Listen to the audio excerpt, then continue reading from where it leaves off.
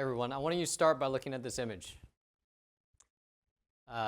In this photo, double clicked. In this photo, no one has a vote. No one gets a say in the decisions that impact their lives. This is what it looks like when dictators rise. My dad was 7 when he fled a country in civil war and a future like this one.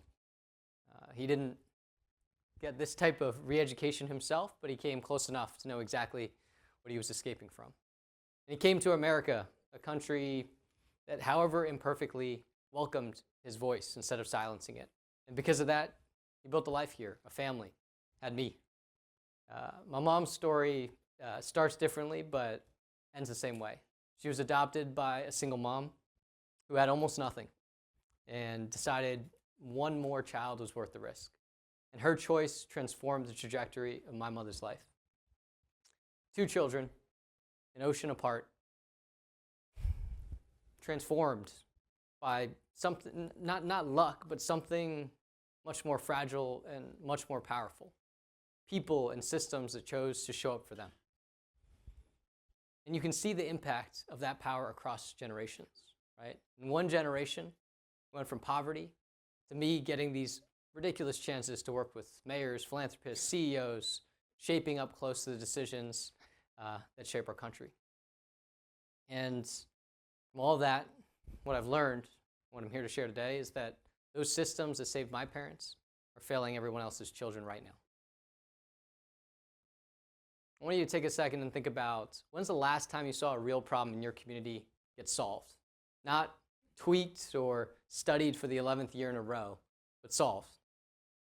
Housing, healthcare, climate. If you can't think of anything, it's okay, you're not alone. You know, we've been blaming, I think, a lot of young people these days for not appreciating democracy. But I think what we're seeing right now is that young people aren't wrong. They aren't wrong to be frustrated by the fact that democracy has failed to solve these issues. That the democracy they've seen really isn't working that well.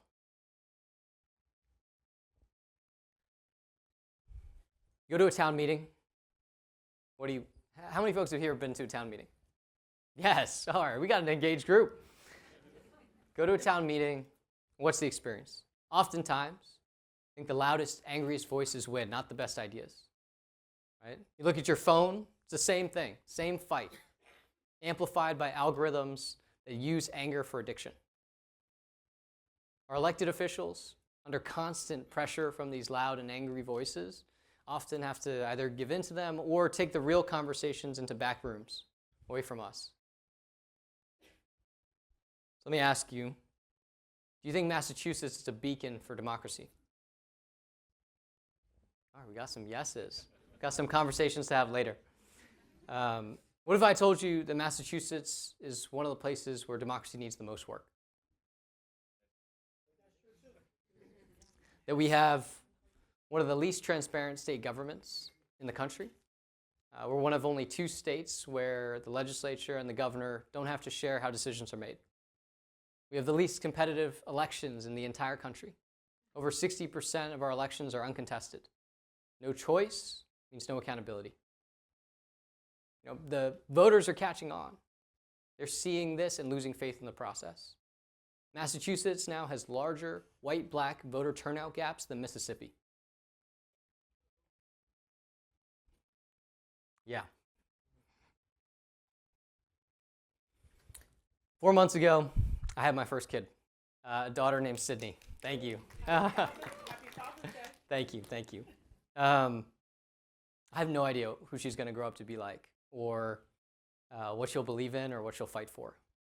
But I know this: whether she's loud or quiet, I want her voice to count the same as everyone else's.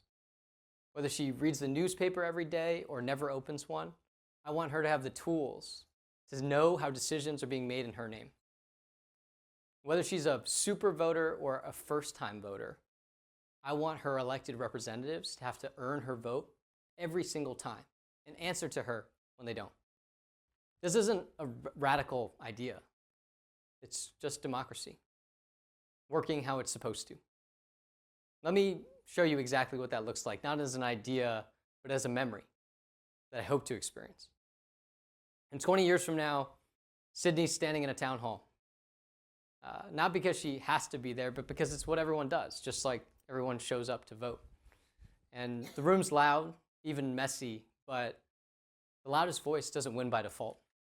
People are seeking out each other's perspectives.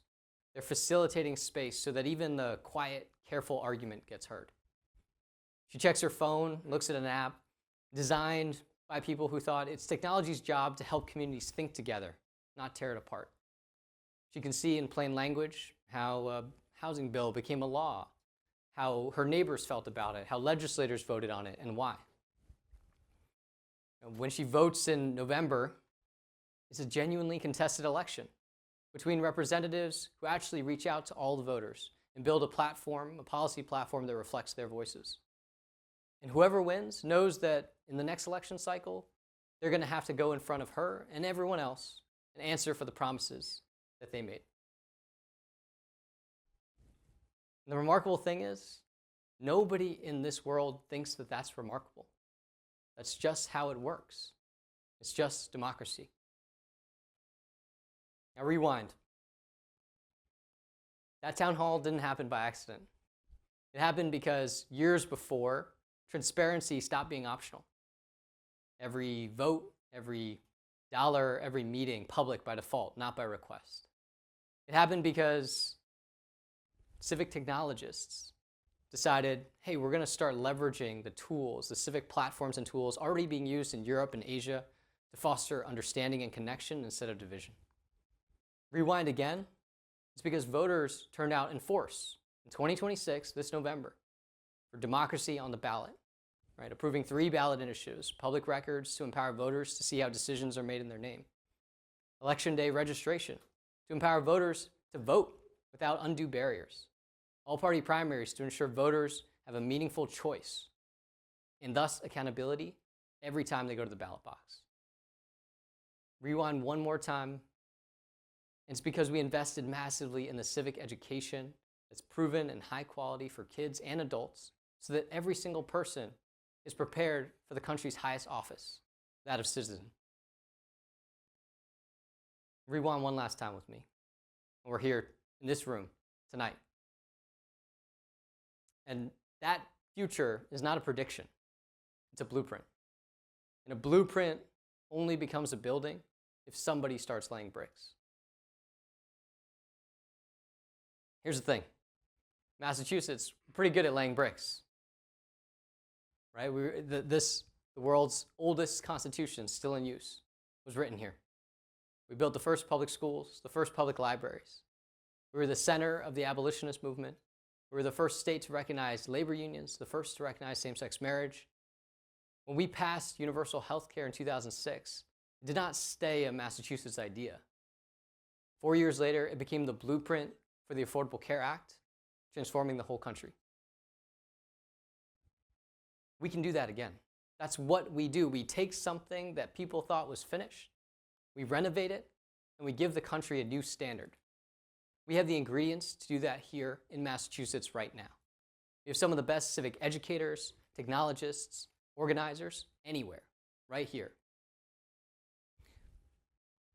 That's the opportunity in front of us.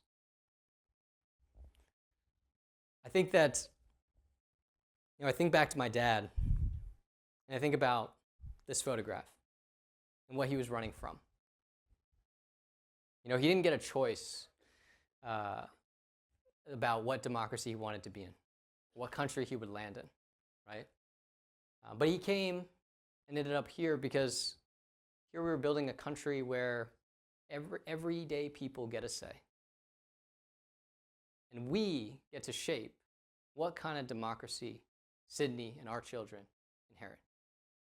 And democracy was born here, American democracy was born here in Massachusetts 250 years ago.